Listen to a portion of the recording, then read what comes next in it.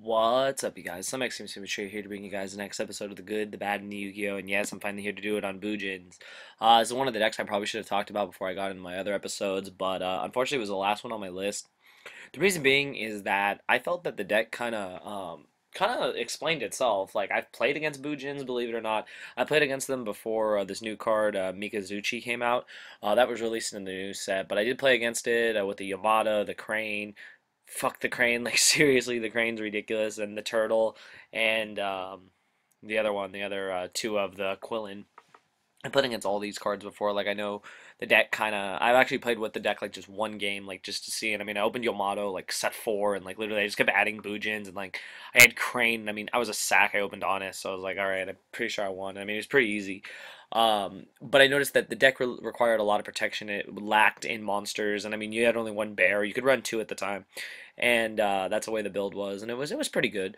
But I'm here to talk about the deck because I think that with the release of Mikazuchi. It already got ninth place at a regional at the Tulsa Regional.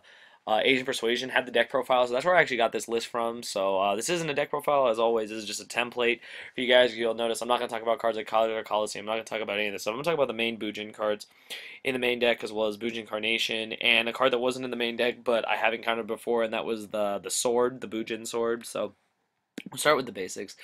So what's good about this deck? What's good about this deck is Yamato's pretty cool.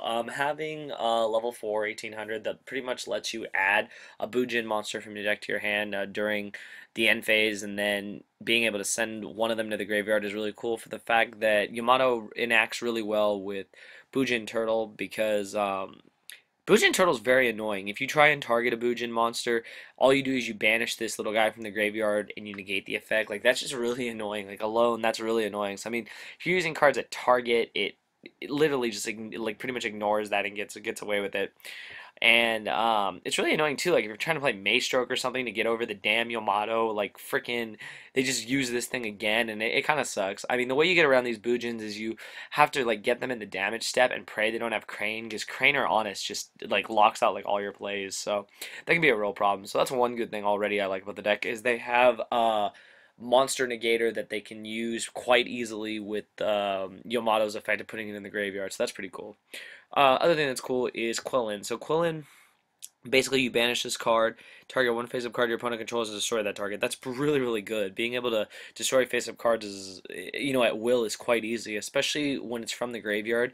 It's pretty hard for most monsters to get past that, especially an in-graveyard effect, kind of like breakthrough skill. So that's where I think Quillen shines. It's pretty good for that effect. And like I said, the way the deck plays, you can just put your Bujins in the grave, and then you're able to use those effects when you need them. So that's really cool. And then of Crane, of course, Crane is retarded. Like Crane literally just doubles the attack. Yamato goes to 3600. That's pretty ridiculous, to be honest. Like that just really is hard to get around. And I mean, some of these builds include Horn of the Phantom Beast, which is a card I would run.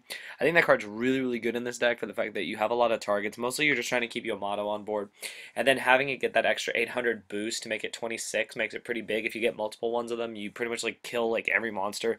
And then not only are you searching and putting a Bujin in the graveyard, but you're also drawing an additional card when you destroy a monster. So that's really, really good for the deck. And then Mikazuchi, basically this is like the newer one. It's a 1900 beater, and if one of your like beast warrior type Bujin monsters you control is destroyed by battle or by card effects in the graveyard, you're able to special summon this card from your hand. So that's pretty cool. If you lose Yamato or one of the other ones, you can special summon this guy from your hand, and then once per turn, during the end phase, if a Bujin monsters was sent from your hand to the graveyard this turn, while you control this face-up card, you can add one Bujin spell or trap from your deck to your hand, and that's pretty cool. So basically, if you used Crane or if you used any of these guys through Yamato's effect or any effect, you're able to get more pluses, and you're able to search out Bujin Carnation, and then, like I said, if the deck runs it, the sword.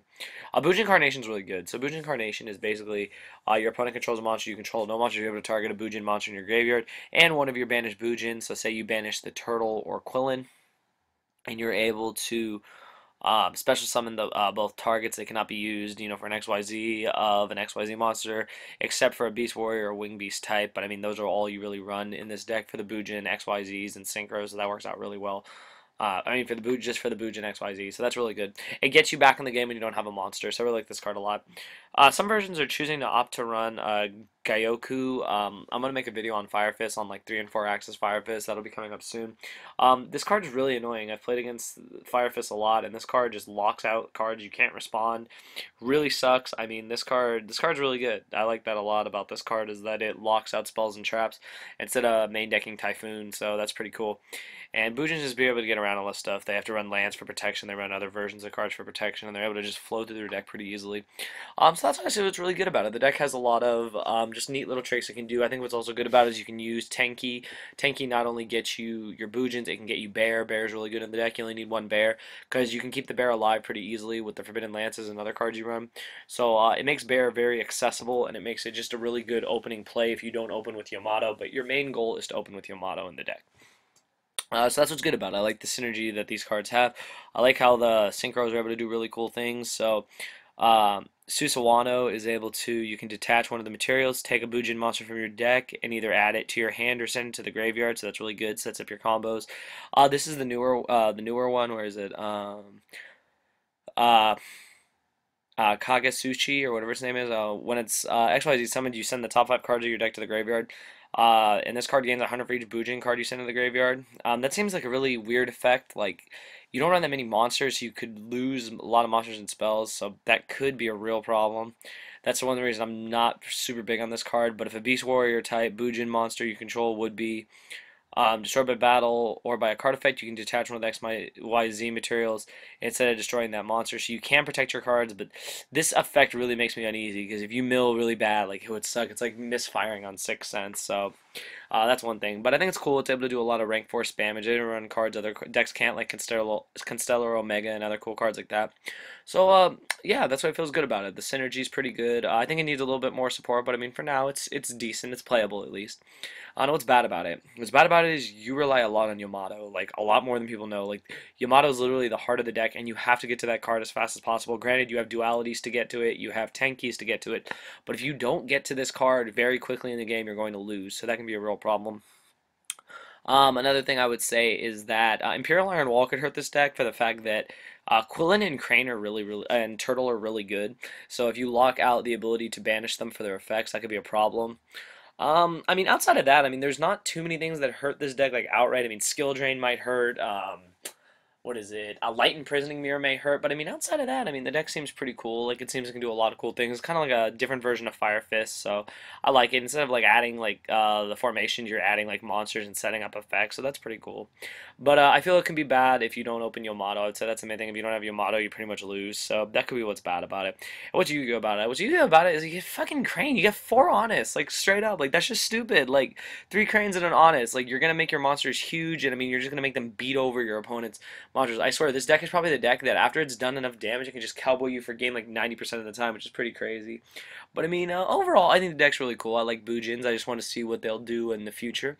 But I'll leave a link to Asian Persuasion's video on the deck profile of the guy that got 9th place, so you guys can just hear his explanations on the cards, since I'm not super familiar with the deck. But I just wanted to give you guys my rundown of it. I think the deck's cool. I think the deck has potential, and I think, like any deck in the upcoming format, with the right support, with the right format, the deck can do well. I think this card's really inflated. You guys will see it's like almost $33 had high. That's pretty crazy, but you know, that's Yu-Gi-Oh, you guys. But anyways, hope you guys enjoyed this episode. You know, comment below with your thoughts on Bujins. Do you like them? Do you not like them? Do you feel that they need more support? Do you feel that they're just overhyped? Do you feel that they're just not going to do well in any format? Send me know your thoughts. I'd like to hear them. And also comment below what the other episodes you'd like to see here. I know Fire Kings is a deck that I need to talk about, 3 and 4 Axis Fire Fist, as well as some other decks can come out. So just be sure to comment below with those, and I'll be sure to bring them to you soon. So hope you guys enjoyed the video. Thumbs it up, and thank you for watching.